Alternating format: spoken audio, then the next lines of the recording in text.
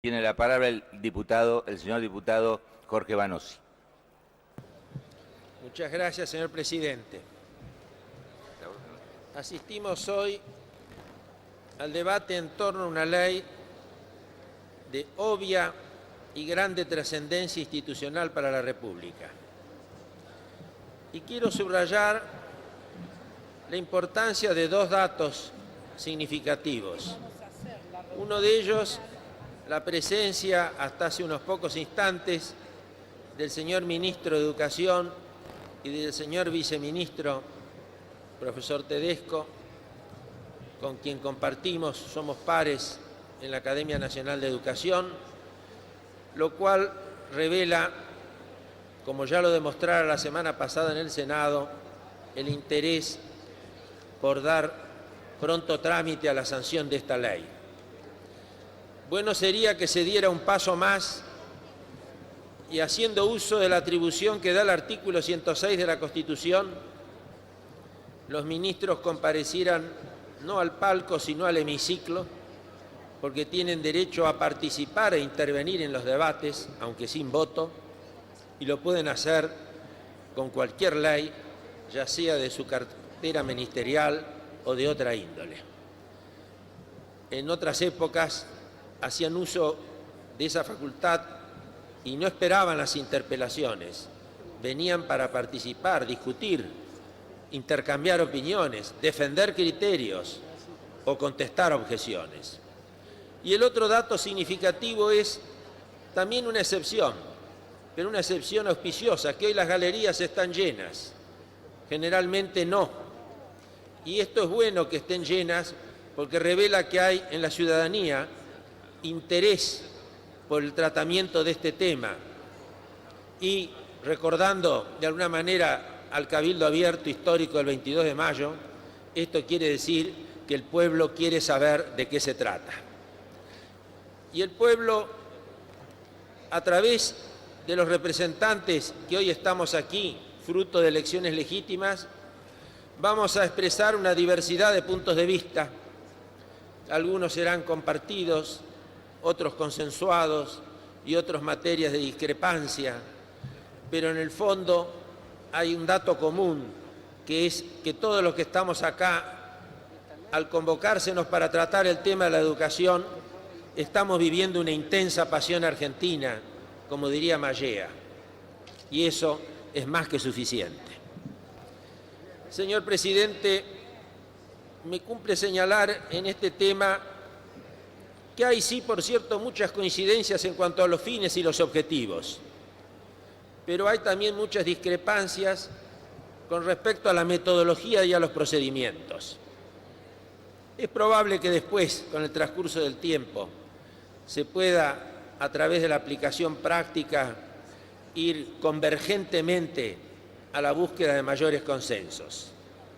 Quiero señalar por lo pronto un defecto y dos inconvenientes que se podrían haber salvado. El defecto es que la ley que remite el Poder Ejecutivo como proyecto no responde a la pauta de las exigencias constitucionales en materia de lo que deben ser leyes de educación. Tenemos dos cláusulas en el artículo 75. Una que viene de la vieja redacción histórica, el artículo 67, inciso 16, la llamada cláusula alberdiana, donde se habla de que el Congreso dictará planes de instrucción general y universitaria. Era la terminología de la época, pero era muy claro para la época lo que eso quería significar. Planes de instrucción general, es decir, los grandes lineamientos. Y el inciso que se le ha agregado ahora en el artículo 75, que es el 19, habla de sancionar leyes, inciso incorporado en la reforma de 1994, leyes de organización y de base de la educación. Y es importante esta terminología, por cierto que es más moderna y es muy precisa, porque sabemos lo que quieren decir leyes de organización y leyes de base. Ya lo hemos utilizado, como lo utilizan en otros países, cuando se proponen leyes que envuelven programas legislativos y están dirigidas a establecer un marco dentro del cual se debe desenvolver la legislación reglamentaria sobre un tema en particular. Es decir, que estas leyes de bases delimitan el objeto y el alcance de los principios y los criterios que han de seguirse en los institutos tratados en ellas. En esta materia es la educación. Y tienen por objeto evitar que el legislador inferior, es decir, el de menor jerarquía, el que reglamenta, el que resuelve, pueda rechazar o desconocer los principios fundamentales de algo que está arreglado nada menos que en la Constitución Nacional. Claro está, señor presidente, que cuando uno lee los 140 y tantos artículos del proyecto que ha enviado el Poder Ejecutivo, se encuentra con la sorpresa de que esto no es una ley de organización y de base. Esto es un código. Es un código y más que un código, un catálogo, dicho con todo respeto, por una manía legiferante basada en la creencia del rey Midas de que todo lo que se toca con la varita de la ley se convierte realmente de normatividad en hechos concretos y en hechos perfeccionados, cuando no es así. Las leyes no tienen poder mágico, son el cauce, son el marco a través del cual se mueven las fuerzas sociales y morales de una comunidad para alcanzar aquellos objetivos primigenios o fines que están señalados en otras cláusulas de las constituciones o de las leyes supremas. Hubiera sido entonces deseable que el proyecto se adaptara, pero la tentación que nunca se puede resistir es la de legislar. La ley que hoy vamos a derogar y que condenamos en su momento y votamos en contra, incluso rescatamos aquello de que la educación es un bien social, fue precisamente dicho en el debate que se suscitó en esta Cámara en aquella oportunidad, hace ya unos cuantos años, en 1993, 92, 93, en que también, ejerciendo la banca de diputados, definíamos a la educación como un bien social, de modo que no hay ninguna novedad respecto de ello. Comenzaba aquella ley con 25 artículos que mandó el Ejecutivo. Pasó por una Cámara con otros 25 que sumaban 50. Y cuando llegó a la revisora, le agregaron 25 más y tuvo 75. Ahora acá empezamos con 139 y es de desear que nos quedemos en los 140 y tantos que hoy en día tiene. El primer inconveniente de los dos que quiero señalar, señor presidente, es el siguiente. Esto parece una ley invitatoria, una ley invitante, una ley que más que una ley es una invitación.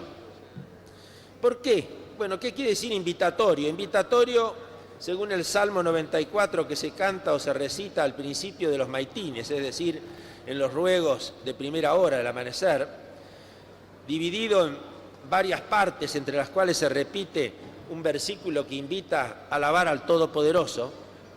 Acá lo invitatorio es que se señala o se invita a alabar la virtud mágica de la ley, esta virtud demiúrgica de la ley que va a ser desmentida por los hechos en el sentido de que de la noche a la mañana no se va a poder cumplir ni una mínima parte de lo que en ella está prescripto.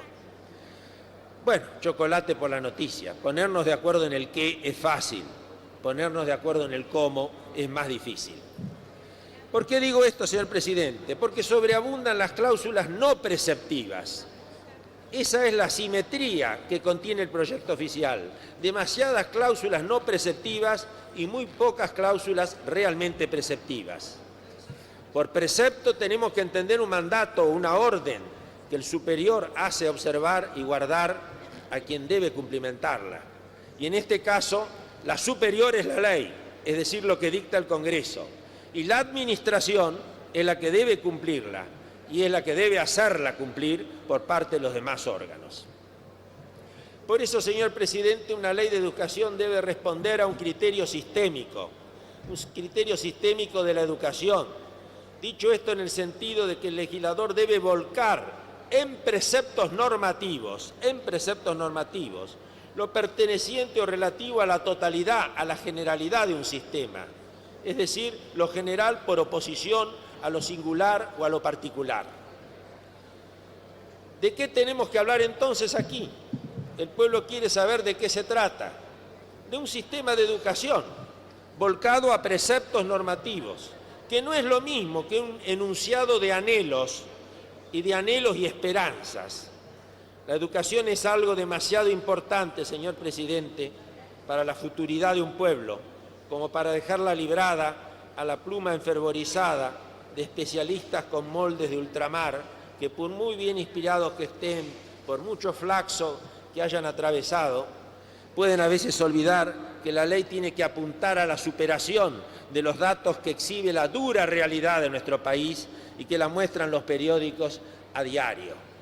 Provincias enteras en las que semanas y semanas no se dan clases, a veces por motivos gremiales que son muy legítimos, pero que tendríamos que vehiculizar la forma de canalizarlos para evitar que el perjuicio recaiga sobre quienes están cumpliendo el deber y el derecho de la escolaridad. Por eso, señor presidente, se le han hecho muchas observaciones a este proyecto. Un segundo inconveniente que tiene, después de ser ley invitativa, es ser expresión de deseos, pero ¿cómo asegurar el cumplimiento de esos deseos y de esas normas que tan frondosamente, tan tropicalmente abundan? La norma es reglamentaria en extremo. Yo diría que es encorsetante, es encapsulante. La realidad es muy dinámica y la realidad va a cambiar más rápido que la actualidad que tienen esas normas y se van a requerir otras normas. Y por eso no me atrevo a hacer un juicio de predicción porque no está en mis dotes ser profeta ni nada por el estilo, pero creo que lo que señalaba hoy un diputado, que la 1420 duró más de 100 años, pero que de la década del 90 no ha durado 10 años, me temo que pueda repetirse con esta ley. Esta vocación al tropicalismo con pretensión de enciclopedismo de promesas a cumplir quita valor a algo que podría haber sido materia de un gran consenso. Hubiéramos preferido una ley orientativa o directiva, pero que fuera imperativa. Y esta ley no tiene cláusulas imperativas porque faltan las sanciones frente a su incumplimiento. Y todos sabemos que la norma jurídica propia de una ley debe contener la previsión de un régimen sancionatorio para los casos de su incumplimiento. Un destacado profesor, que es al mismo tiempo hombre de leyes y de letras, el doctor Enrique Groisman, ha hecho un estudio de observaciones al proyecto de ley de educación desde el punto de vista de la técnica jurídica y también semiótica. Y señala varias de estas cosas y concluye su examen diciendo: en casi todos los casos en que se requieren normas operativas, el proyecto se remite a futuros acuerdos, reglamentaciones, mecanismos y hasta órganos a crear. Todo ello entre actores que no necesitarían de tales previsiones si estuvieran de acuerdo, y nada podrían resolver si no lo alcanzaran. Pido la inserción de este sesudo estudio del profesor Enrique Groisman, que ha sido rector interino y vicerrector del Colegio Nacional de Buenos Aires, porque vale la pena ser tenido en cuenta. Más sencilla y más práctica era la técnica de la ley 1420. Yo no soy un nostálgico, no pretendo resucitar dinosaurios, pero tampoco pretendo abrazar dinosaurios. No creo entonces en ninguno de los dos extremos. Pero la ley 1420 en su texto ordenado tenía un artículo muy sabio. Había creado un Consejo Nacional de Educación. Nada que ver con el Consejo Federal, que es un organismo vasto, complejo, multitudinario, lleno de asesores, que se reúne muy poco y que produce muy pocos resultados o escasas conclusiones. El Consejo Nacional de Educación tenía un presidente y 4 o 6 vocales según las épocas de su composición. Pero había en la ley un artículo que decía simple y sencillamente lo siguiente: el Poder Ejecutivo reglamentará la presente ley en todo aquello que no ha sido especialmente encomendado al Consejo Nacional de Educación. Es decir, el Poder Ejecutivo subsidiariamente reglamentaba si es que el órgano creado por la ley, que era un órgano oficial y nacional, el Consejo Nacional de Educación tuviera una laguna, incurriera en una omisión o hubiera que llenar una situación imprevista a la cual fuera menester cubrir con una solución que no estaba en condiciones de dar, a lo mejor por falta de medios, el Consejo Nacional. Por eso, señor presidente, nosotros no podemos acompañar el proyecto de la mayoría. Hemos presentado varios proyectos alternativos de varios interbloques y de varios partidos, con la idea de que pudieran sacarse lo mejor de cada uno y enriquecer así al proyecto oficial. Pero desgraciadamente no hemos llegado a esa solución ideal y hoy nos encontramos emplazados a decir nada más que en los minutos que nos quedan dos o tres cosas que nos parecen que sí pueden ser las fundamentales y que podrían estar no en una ley de 140 y tantos artículos, sino en una ley de 12 artículos. Después de todo, la grandeza de la educación universitaria la dio la ley Avellaneda, que tenía 6 artículos, y con eso, y hasta el día de hoy, se mantuvo la autonomía y llegamos a tener universidades que eran de prestigio en América y en el mundo. Y ahora en una lista de 200 universidades del mundo, solo hay una latinoamericana y no es precisamente Argentina, y lo digo con profundo dolor. Resumiendo, señor presidente, primero, la ley tendría que ser de organización y de base. La ley tendría que disponer los lineamientos generales del sistema, ser sistémica y no reglamentaria. La ley no debe hablar de servicios públicos porque esto no es alumbrado, barrido y limpieza, como también está mal empleada la expresión servicios públicos cuando se habla de justicia y ahora por desgracia eso está incrustado en la Constitución Nacional.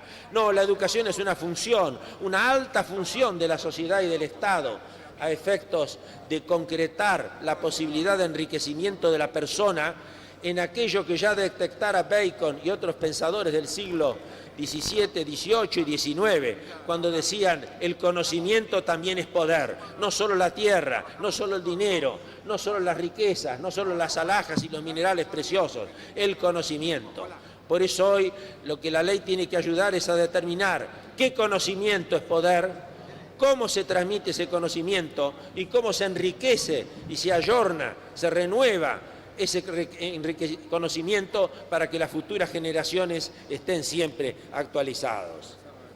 La educación es un derecho y es un deber. Eso es lo correcto de decir porque es lo que brota de la misma Constitución.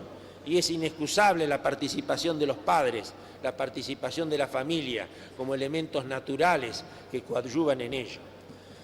Y la igualdad de oportunidades que pregona la Constitución, junto con la igualdad de posibilidades, la igualdad de tratamiento y la no discriminación, da también lugar y acceso a medidas de acción positiva, que están contempladas en el inciso 23 de este mismo artículo 75, y los propios norteamericanos hasta han establecido el busing en algún momento para que los niños de raza negra de barrios provenientes donde esa raza mayoritaria se mezclaran, se integraran con los de raza blanca en otros barrios y los de los barrios blancos y de los pudientes fueran a las escuelas donde estaban los más carenciados y de otro color, no para que se mezclaran, sino para que se integraran y se trataran como iguales. Porque mientras que la libertad es un sentimiento y brota naturalmente porque todos queremos ser libres, la igualdad nace fundamentalmente como una idea, y una idea hay que introyectarla culturalizando al pueblo, y para el pueblo culturalizado hay que empezar por la niñez, por la escolaridad, por los primeros niveles. En cuarto lugar, luego de hablar de estas medidas de acción directa, señor presidente, hay que hablar, por supuesto, de un sistema de medios que contemplen premios, estímulos y sanciones. Desde los asillos y caldeos en adelante, no me he ocupado de investigar hacia atrás porque no es mi punto fuerte, todos los sistemas que progresan, que hay crecimiento, que hay desarrollo humano, hay estímulos, hay premios y hay castigos. Y no el todo vale, el todo vale. Figuramos en muchas estadísticas con poca deserción, comparado con otros países, pero claro que hay poca deserción. Si da lo mismo el presentismo que el ausentismo, si da lo mismo la calificación que la descalificación, si da lo mismo rendir que no rendir, obviamente hay poca deserción.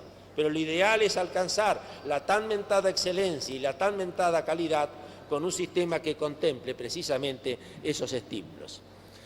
Y quiero agregar dos cositas importantes, señor presidente. Primero, el diccionario de la lengua, el diccionario de la academia, ha aceptado la palabra incapacitación, que no es incapacidad o discapacidad. Incapacitación es la situación del que no tiene acceso a la capacitación, es decir, el que no ha tenido la oportunidad de capacitarse. Y ese es un riesgo social que debería ser cubierto por la seguridad social. Por lo tanto, proponemos que la incapacitación sea un riesgo cubierto por el Sistema General de Seguridad Social, como lo es la muerte, como lo es la enfermedad, como lo es el accidente, como lo es la desocupación. El estar en incapacitación da un desmedro que jamás va a dar igualdad de oportunidades como resultado al que queda condenado en esa incapacitación. Para ello hay que contar con recursos. Y acá viene la propuesta. No me gusta tanto lo del PBI porque son cifras que el común de la gente no entiende bien y no es fácil de calcularlo. Vayamos a los porcentajes. El presupuesto contiene la estimación de los recursos, pero no la estimación. Vayamos a lo realmente recaudado, que sabemos que desde hace varios años es más que lo que se estima. Por lo tanto, las arcas fiscales se ven llenas o completadas por una suma de recursos mayores que la calculada para los gastos que están previstos. Hay que llegar al 25%, que hoy mencionaron varios diputados, que está incluso en leyes y constituciones provinciales, que es lo que recomienda la UNESCO, que es lo que en definitiva solo 2 presidentes argentinos consiguieron realizar, el doctor Marcelo T. de Alvear y el doctor Arturo Humberto Ilia en su última ley de presupuesto. Cuando sepamos que la cuarta parte de que todo lo que ingresa va destinado a la capacitación, vamos a tener conciencia entonces de que hay desarrollo humano, hay crecimiento del cerebro, de la voluntad, del discernimiento y por lo tanto de un mejor ejercicio de la libertad. Y esto tiene que ir en el rubro inversiones. Es inversión, no es gasto. Esto que se repite aquí no se repite solo aquí. Leo un periódico de Europa del 21 de octubre de este año. Nada menos que la directora general de UNICEF, Anne Veneman, dice: la mejor inversión contra la pobreza es la educación, la mejor inversión. Y es obvio, serás lo que has sido, decía el poeta Goethe. La educación forja y queda, mientras que la riqueza material muchas veces puede ser efímera y no queda. Por lo tanto, consideremos esto inversión y no gasto. Por último, señor presidente, los poderes concurrentes. Acá voy a rescatar otra vieja ley, la 1420, ya la mencionamos, la Avellaneda también. ¿Por qué no mencionar la ley Laínez? Tenía 5 artículos, salió en socorro de las provincias, que no podían cumplir el mandato constitucional del artículo 5, donde entre las condiciones para garantizar su autonomía iba incluida el aseguramiento de la educación primaria. Ya antes de la ley Laínez se habían creado colegios nacionales y se habían incluso creado institutos como el de lenguas vivas, pero la ley Laínez permitió que dentro de lo posible la calidad de la prestación educativa fuera más o menos equilibrada, más o menos ecuánime en todas las provincias. Porque aún hoy, señor presidente, duele decirlo, hay provincias más ricas, hay provincias más pobres, hay provincias en un nivel intermedio, hay provincias con personal docente que está en mayores condiciones de capacitación y otras con personal docente que no han tenido la posibilidad de acceder a los modernos sistemas de pedagogía y transmisión del conocimiento que le permita dar a los alumnos un resultado mejor. Por ello, rescatemos los poderes concurrentes, dejando las transferencias como están, sin retroceder. Adelante, siempre adelante, como decía Goethe, por sobre las tumbas adelante, nada de mirar hacia atrás, pero que el Estado Nacional pueda crear también establecimientos. El Palacio Pisurno es un ministerio virtual, es el Palacio Pisurno. No tiene una escuela, no tiene un aula, no tiene un salón de actos. Lo que tiene es una potestad de coordinación que se ejerce a través de un Consejo Federal, que es un órgano multitudinario, donde, como ya dije hoy, hay mucho gasto y pocos resultados. que haya poderes concurrentes, son constitucionales, y que la nación que ya recauda tanto, invierta para ayudar sobre todo a aquellos lugares lejanos del país donde los alumnos no reciben la educación debida. El rey de España, que algo entiende de esto y que es, para mi modesta opinión, uno de los más grandes estadistas modernos, ha usado la palabra dejación. Se ve que lee el diccionario de la lengua de su propio reino. Dejación quiere decir cesión, ceder, desistimiento, abandono de bienes y acciones. Y ha dicho que muchas veces hay un abandono en la educación y por algo lo dirá y nosotros tenemos que tomar nota de eso. El proyecto del Ejecutivo parece ser de avanzada en muchas cosas, pero no lo es en todas. Por supuesto, dice la enseñanza bilingüe. No, ¿por qué no plurilingüe? ¿Por qué tiene que limitarse a 2 idiomas? Si hay gente que quiera aprender y necesite que se le brinde esa posibilidad. Se ponen de moda idiomas. Antes había un montón de oferta se enseñaba ruso o japonés. Ahora se enseña chino. Tendremos que estudiar también portugués porque estamos en el Mercosur. Sabemos que tenemos una ascendencia española e italiana mayoritaria, pero también se ha estudiado el francés como un lenguaje optativo. ¿Por qué utilizar la palabra bilingüe, que es restrictiva? Creo que en ciertos aspectos de la redacción, y que se me perdone lo que voy a decir, ha habido algunas presencias ágrafas o aneurónicas que realmente le quitan valor al proyecto porque los términos no son los aplicados. Y por último, señor presidente, al reglamentar esta ley hay que tener en cuenta 2 cosas. Hay que tener en cuenta que los profesores no pueden ser taxi, dando un grado a la mañana en una escuela, a la tarde enseñando para otro grado y a la noche quizás impartiendo en otra jurisdicción más horas de clase para poder alcanzar un sueldo digno. Eso no puede ser. Hay que concentrar las tareas en un solo establecimiento. Esa preocupación en las aulas hace que se haya detectado un síndrome. El síndrome del profesor taxi se llama el síndrome del maestro quemado y la palabra técnica es burnout, es decir, trabajan perdiendo el fuego y la pasión porque se dispersan y en general son docentes con un alto nivel de autoexigencia, superados por los problemas del aula. La medicina está estudiando el síndrome del maestro quemado y en la Argentina no hacemos más que favorecer que ese síndrome se expanda porque desgraciadamente es poco lo que hacemos para concentrar la tarea en un solo establecimiento.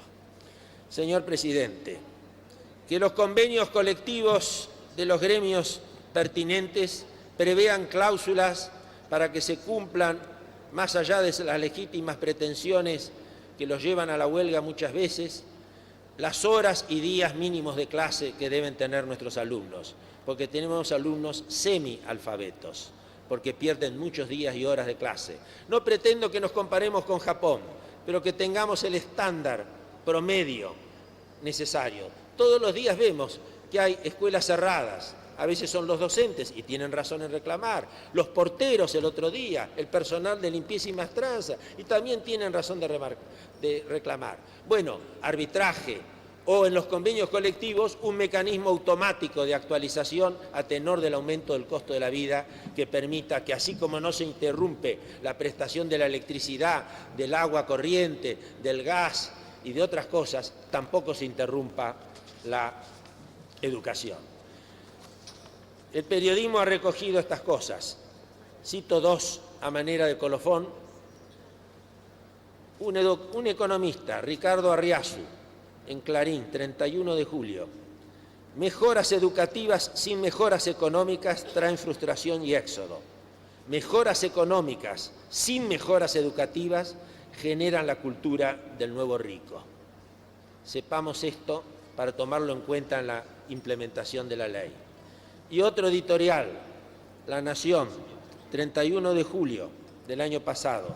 El solo crecimiento económico no soluciona el problema de la pobreza y la educación representa la clave para resolverlo de manera exitosa. Por consiguiente, resulta imperioso garantizar la inclusión de los más pobres en el sistema educativo, ya que a mayor nivel de educación son más altas las probabilidades de un individuo de superar la pobreza. Según se ha estimado, ese individuo reduce en un 6% la probabilidad de ser pobre por cada año de educación. Y cita por último a un pensador y filósofo mexicano, Bernardo Toro, que dice: solo con educación no se hacen grandes cambios, pero sin ningún gran cambio se hace sin educación. Recordemos, señor presidente, a los grandes presidentes, y voy a mencionar nada más que del siglo XVIII para no entrar en polémicas contemporáneas, que se ocuparon de la educación. Y podemos decir que el habitante de la Argentina de aquellas épocas, sobre todo a partir de la Organización Nacional, pero con algunos precursores como fue Bernardino Rivadavia, desde antes de nacer hasta después de morir, transitaban a través de instituciones creadas precisamente por ellos. Urquiza, el gran organizador, y los que siguieron después, Mitre, Avellaneda, Roca, Pellegrini, los que no fueron presidentes, Onésimo Leguizamón, autor e informante de la ley 1420, cuando ya Sarmiento, muy viejito, se acerca y le dice, después de escucharlo en el recinto, le dice: ¿sabes una cosa? Tengo celos, te envidio por la gran ley, la gloriosa ley que acabas de sancionar. Ojalá nosotros podamos tener envidia por una gran ley que nos permita salir del pozo en que nos encontramos, porque ese pozo permitirá, si lo salvamos, que el pobre llegue a ser en oportunidades lo más alto. Un chico, permítame medio minuto, señor presidente, es una anécdota histórica poco conocida, cuyo padre muere prematuramente, cuya madre quedó en la indigencia, en la lejana provincia de Salta. La madre hacía empanadas que el chico salía a vender a la noche, y a la mañana el pequeño chico hacía de canillita, no obstante que el día del canillita es el de Florencio Sánchez, este fue canillita antes. La madre, desesperada cuando el chico termina la primaria, le envía una carta al general Urquiza pidiéndole una beca, porque es pobre, paupérrima, para que pueda ir al Colegio de Concepción del Uruguay, que era el gran establecimiento educativo del país. Pierde esperanzas de recibir una respuesta, la recibe, manuscrita por Urquiza, le da la beca. El joven va a Concepción del Uruguay. Viene después a Buenos Aires. Sarmiento lo descubre, lo hace procurador del Tesoro. Vélez Arfiel lo invita a ayudarlo en la redacción del Código Civil. Fue el primer ministro de Hacienda técnico que tuvo el país, con encuestas, con datos, con censos. Fue 3 veces canciller y ministro de Justicia e Instrucción Pública. Fue vicepresidente de la República. Fue presidente de la República que tuvo, dentro de la desgracia del fallecimiento de Roque Sáenz Peña, el honor de hacer cumplir la ley. Llegó a las máximas dignidades y cuando hace el testamento, la mayor parte de lo que tenía lo dedica como deber de gratitud y reconocimiento, como lo dona, hace un legado para la enseñanza. Nada más, señor presidente.